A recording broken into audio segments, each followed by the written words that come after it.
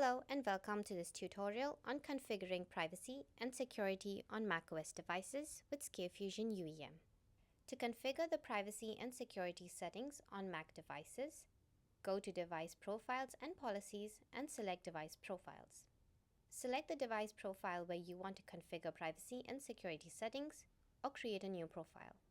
Navigate to the Security and Privacy tab from the left menu. Under General, you can configure the GateKeeper settings and restrict users from overriding them, allowing users to change passwords and set the duration after which the user is required to enter a password when the device goes to sleep mode. We have additional options like allowing the user to set a lock screen message, unlocking the device using an Apple Watch, and you can also restrict the removal of the MDM profile from the device. Next, we have Firewall Settings, where you can enable the firewall, blocking all incoming connections, and also enable Stealth Mode.